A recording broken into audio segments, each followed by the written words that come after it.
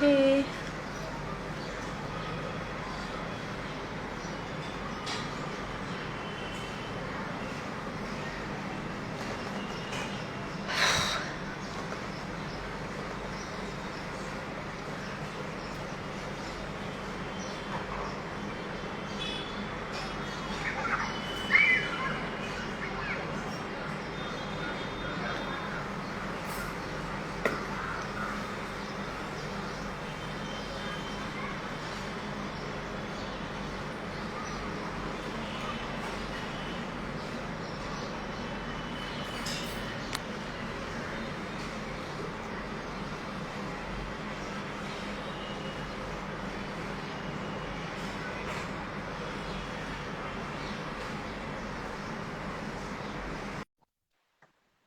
Hi Ayush.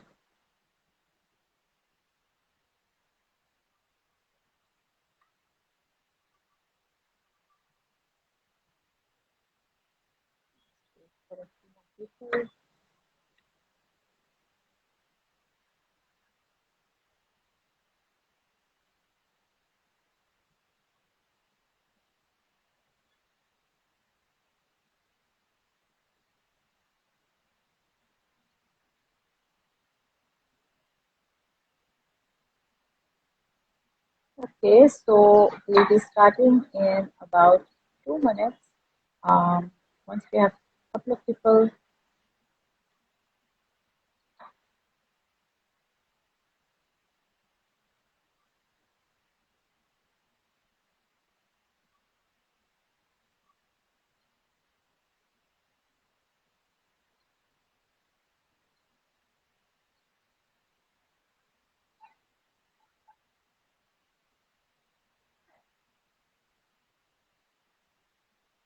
Okay, great.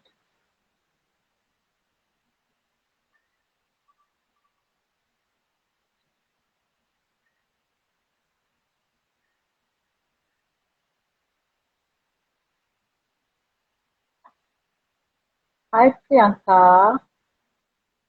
Hi Ritu.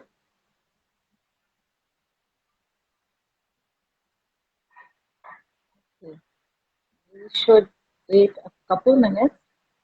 Um, and then start.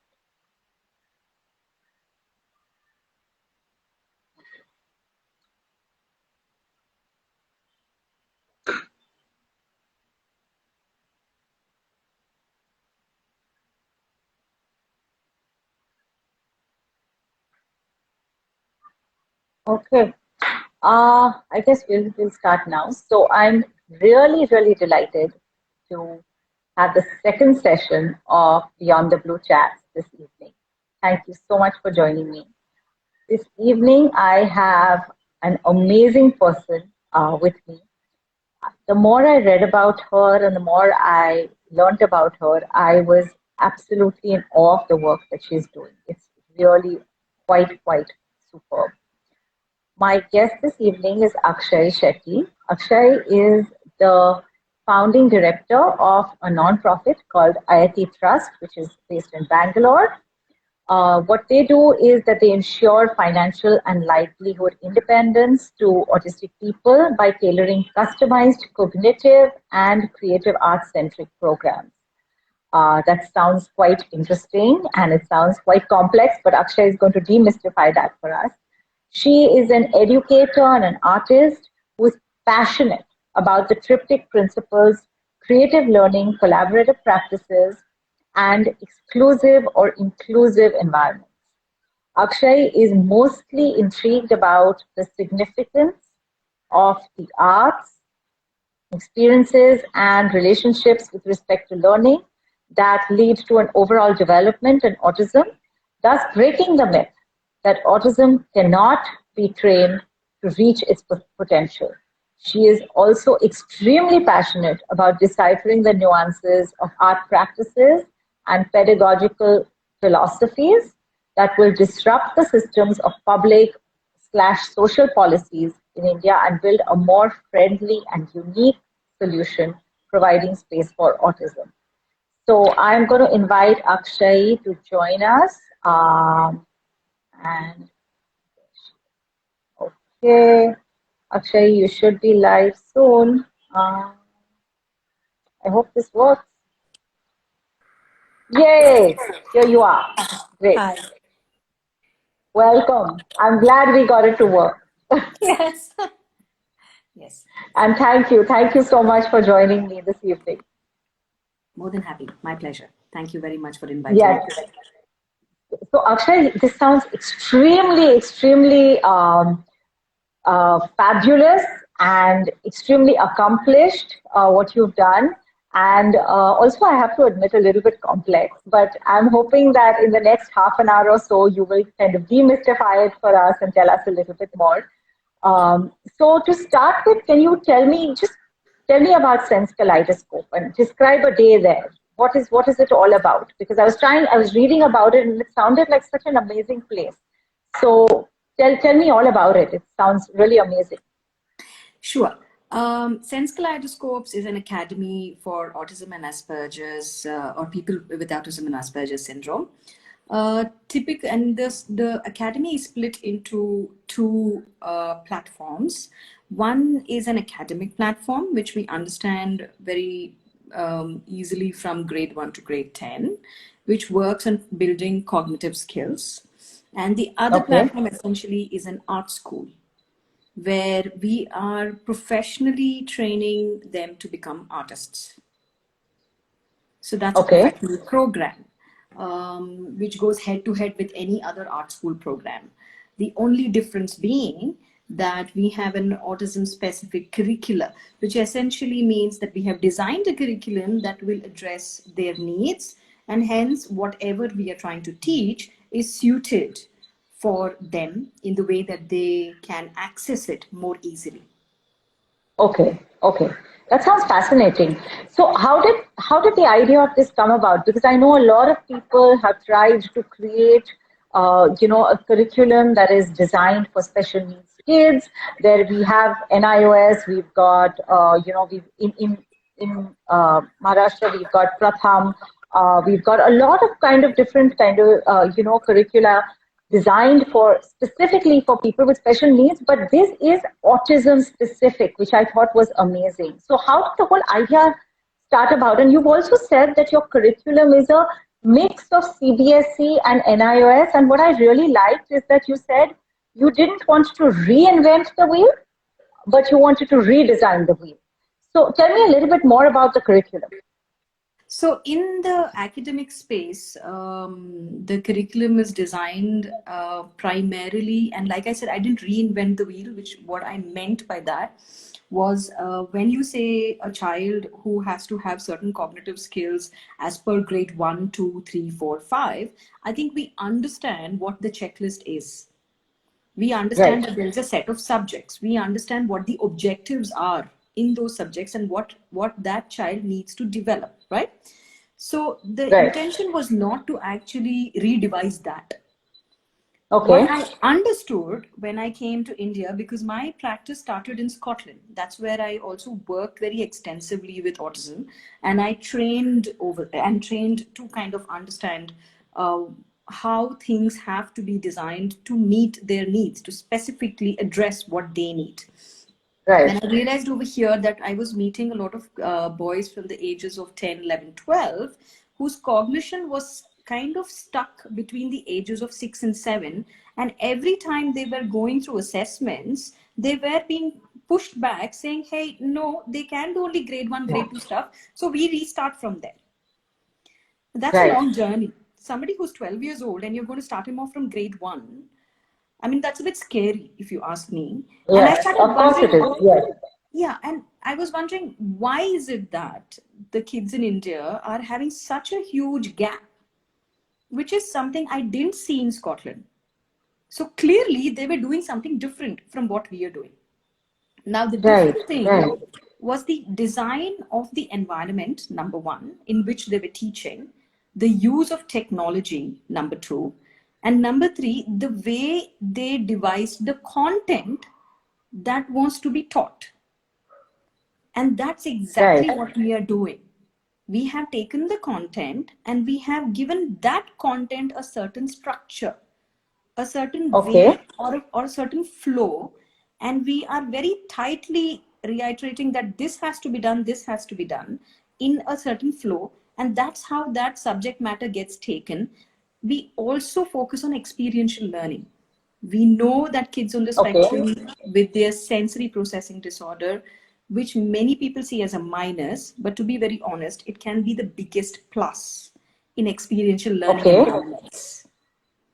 So if we use those philosophies, if we use those techniques, and we structure our lesson plans very clearly and focus on the gaps in case the child is not able to understand a concept, then how do we kind of simplify that further? We will be able to Okay. meet our objectives. And that's what Okay. we That's specialize really in. Okay, that's really interesting. And I think two things that I want to ask you from what you spoke about.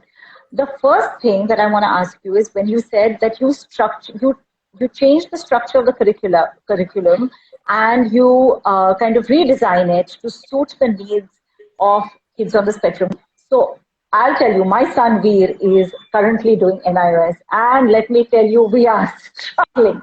So I'm making mind maps and I'm drawing, to kind of making up acronyms for him to learn different things and things like that. So I would love it if you give me an example of that. And the second thing I want to ask you, and I'm asking you both questions together because I might forget, is where you say that sensory processing disorder could be it is not something which could be an asset almost or an advantage. So can you tell me a little bit about that as well? Okay. The first one, let me start with an example because I think that will make it Sure. very obvious. And you spoke about the NIOS, and we are doing NIOS currently with our students. Yes. And Okay. let me take the first lesson of NIOS. I'm guessing it's the same curriculum we are Yeah, doing I'm over sure it there. is. So in literature, the first lesson is called snake bite, and Okay. that's grade 10. Okay, now this story is about a boy who plays around with a snake in and he's in a village atmosphere, and Right. the grandparents misunderstand or assume that he's been bitten by a snake, whereas he hasn't been, and they run him Okay. to what we understand as the village medicine man to get help. Now, there are a Okay. couple of concepts over here. The biggest concept that I think was very difficult for them to grasp was the medicine man in the village, Right. okay, as opposed to the doctor in the city. And we were trying to help them understand what we mean by the word quack, right? Okay. Now, Right. such an abstract concept for somebody with autism, because from childhood, when they are sick, then the first thing you do is take them to the doctors. Right. Of course. Now, simplifying that. Now, the tools that we use when we work with this, we also used, each of my students actually creates comics Okay. of these lessons. We also integrate Okay. their own experiences in these comics. We try to build an association. Now, that's a Okay. fantastic way that autism learns, through association. So each child's experience of going to the doctor or whatever is individualized into this comic and used Yes. to teach them about this medicine man. Yes, and Okay. also what we had to do was to simplify the concept that this is not really a medicine man, because Okay. all he does is he says the mantra, and apparently everybody believe that he's cured a snake bite, which is not possible, right? Right. Yeah. And we Yeah. Yeah. also had to get the children to understand that village folk, their lack of exposure makes them very, very innocent, which is why they Okay. believe in things like that. So see the layers that we are trying to build over here. Now, we do not work on a superficial level. We do go and touch all these intricacies. We help them Okay. understand these things. So they are taken through different exercises to understand what is a quack.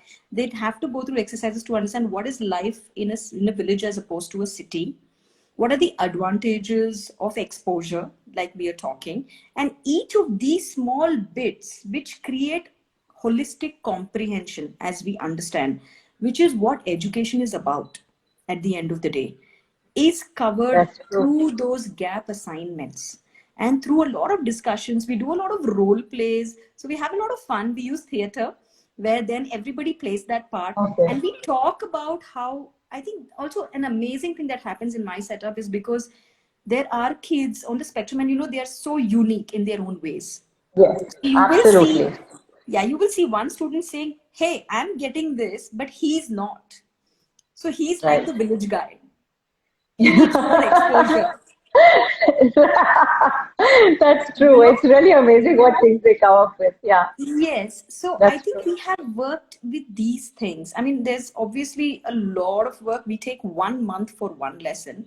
We do a lot of exercises around it. We spend a lot of time outdoors. We spend a lot of time going and actually speaking to folk who have lack of exposure. I live in a place where there are some village folks. So we walked in and then we started looking at their homes, and it takes that kind of an Okay. effort. But that is That's what right, experiential right. learning is. And I feel like I want to join your school because it sounds amazing. It really sounds fabulous. yes, I mean, I am going to be putting out some videos because I think the kids are so great with this kind of environment and this kind of learning methodology. Right. We are going to be launching videos on YouTube where you can see us in action. And I think it's such a lot Okay, of that's fun superb.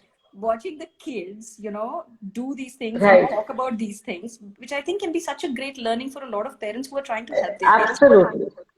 Absolutely. I think that's really great. Let's talk about the second thing I asked you about the sensory processing disorder The reason why I being an shared that advantage. is yes. Now, when we look at sensory processing, we do know that we are looking at hyper and hypo, right? Yes. Now, while we are Yes. focusing on the disadvantages of something like this, I think there is a lot of advantages as well. Now, when we come into food, we Okay. do a lot of our learning is around food. We Okay. have done lots of difficult concepts around food, especially mathematical concepts. I mean, instead of breaking our head in the classroom with mathematical concepts of measurements or understanding, percentages, we could explore all of this around food. We also do a lot of work around food where we are doing socialization skills. We are working around different things where, in the sense, like when you're saying sensory processing, and I'm saying, okay, how do I explain a concept of photosynthesis, which is something that the children found very, very difficult to understand, very abstract. And we were Right. thinking, should we look Yes. at AI tools and stuff like that for something like this? But helping them understand sensory processing, because there used to be a boy who could hear an ambulance coming up from, which was actually, 5 to 10 minutes away. He would say, I can hear the Right. ambulance. And we would time him. In 10 minutes, the ambulance would pass our school. Actually, right. And that's when I started explaining to them that, okay, you have this superpower, you're able to pay this much attention to detail, and we need to start using that to use them in various ways, as opposed to seeing that as, okay, I want to do this, but trying to focus Ah, that okay. energy to try and Right. start learning about various other concepts.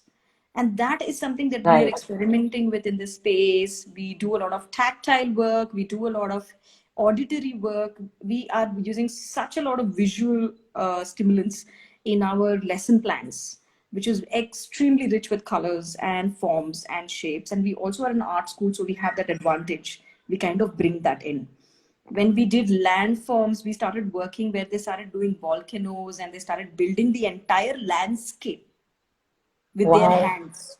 So we don't have those limitations, because having an art school also can open up a lot of possibilities for you to Right. explore these concepts sensorially. Right. Right. So essentially, I think what you're doing is you're taking what is traditionally viewed as a challenge or a disadvantage or I hate the word like a limitation, and turning it into a strength and saying, okay, you can hear the ambulance from 10 minutes away, or you are so it's not like saying, oh, you're so sensitive to sound, or your child is so sensitive to sound, but you're taking that and using that and making it something which is part of that child's learning, which is, I think, absolutely amazing and really, really Yes, such it a helps positive us. way to go about it. Yeah, it helps us do a lot of work around sound waves and low vibrations and high vibration stuff. Right, right, And it yes, was so much more easier for them also to associate it, which is why I said it's so integral for an associative perspective to be there with the concepts that they are working. And it becomes so much right, more right. practical for them to use it. Very true, very true.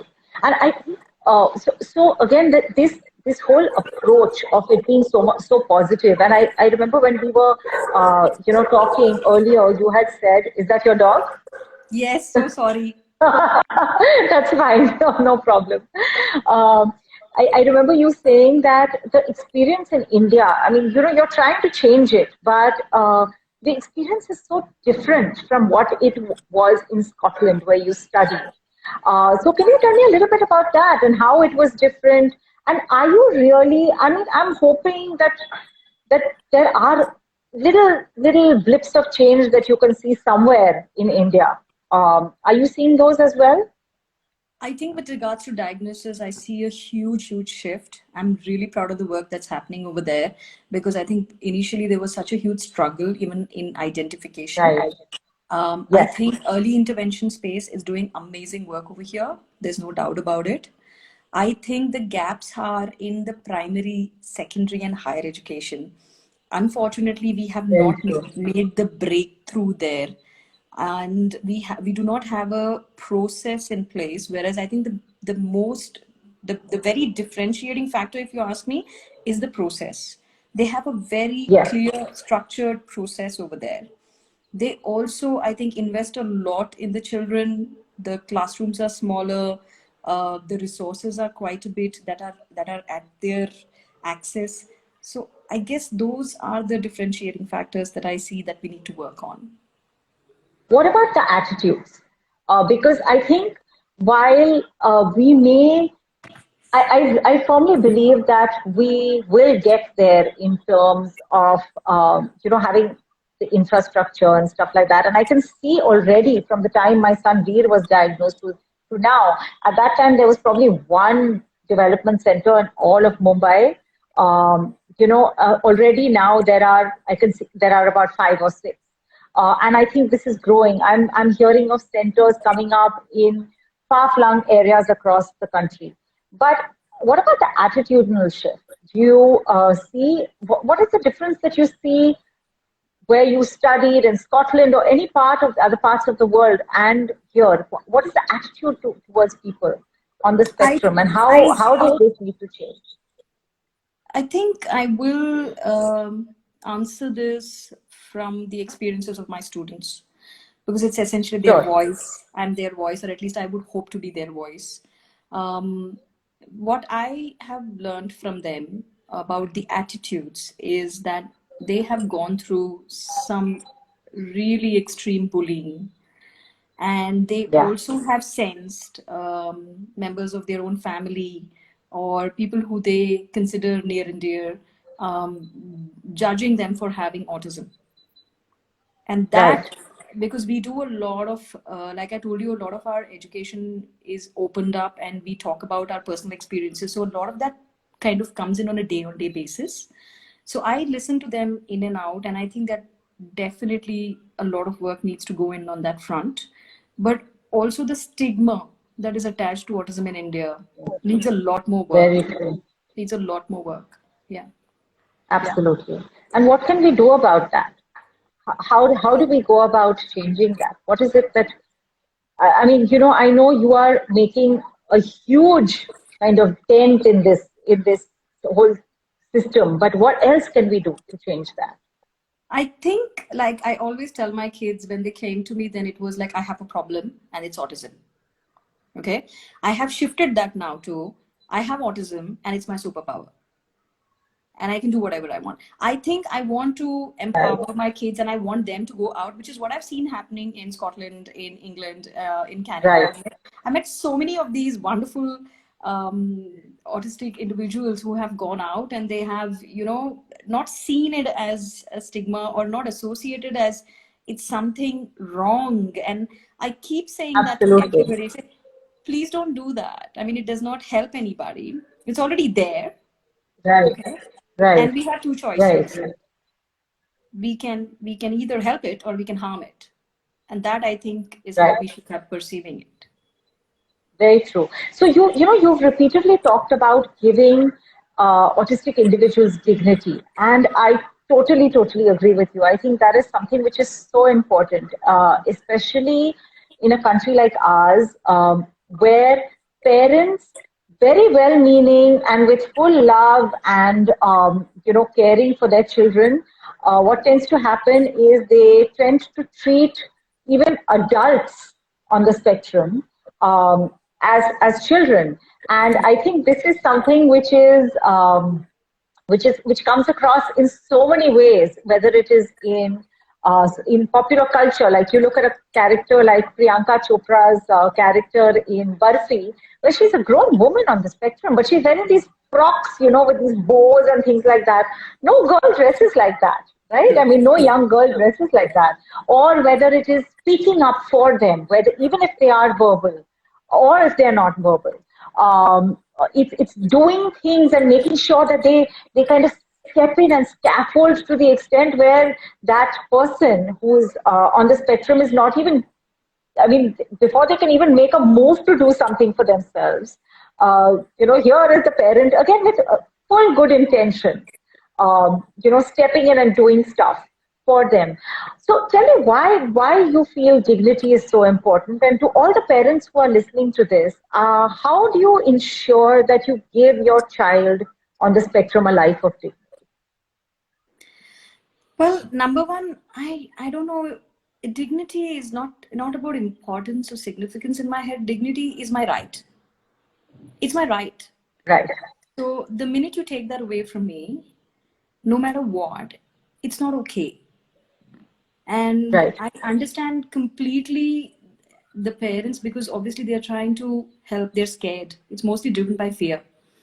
But I also tell my parents, like the parents that I work with most of the time, tell them one thing. I say, we can either take decisions being scared, or we can take decisions being courageous. And what is to be is to be. Somehow I feel that there is a cosmos, there's a universe around us, and that's much, much more powerful, more stronger than us. And we have to just do the best that we can, but we can't be taking decisions out of a place of fear, because then we will make mistakes. So having said that, I think once that perception shifts, then it's not a question of whether I'm going to give dignity. I don't think we can. It's like, I find that really odd, because, when we talk about inclusion and sensitivity, my education in Scotland kind of really does not treat it this way. It's like the onus comes back on you. I mean, as a person who doesn't have those challenges, if you think that you're giving something to somebody, then there's something wrong with you. Do you get me? Like what I'm saying? I totally get it. Totally get it. You're not being sensitive. You're not really being humane. And so I can never see it like that. So sometimes, like I tell my team at work, and I tell them, we are forced to do some things that we don't wish to do. And we might not be able to sleep easy, but at least we know that we are doing what we need to do. There's a difference between the want and the need. We are doing what needs to be done. That's true. And that's it. Yes. Absolutely. That's really very, very profound, and it's something which is so subtle, but at the same time, it's so important. What I really like about the whole thing at Sense Kaleidoscopes, and I was looking at your website, and I was seeing the work of the wonderful artists, and it's really amazing the kind of work that they've been doing. It is how you have managed to involve entire communities. So what I saw was that you're working with other artists. You called in. There was a call for interns to come in from different schools and colleges to come in and work with people at Sense Kaleidoscope. So it was all about collaboration. It's all about involving the community that you live in and really getting them to be a part of this whole wonderful process. And I think that's really remarkable. I think it's so important, because it's almost like, you're creating a village, and in creating that village around Sense Kaleidoscopes, you're also spreading awareness, you're building acceptance, you're giving that, you're ensuring, not giving, but you're ensuring that dignity that we talked about earlier. And I want to know how were the responses when you went about this whole exercise, when you started this whole thing? How did people respond to this?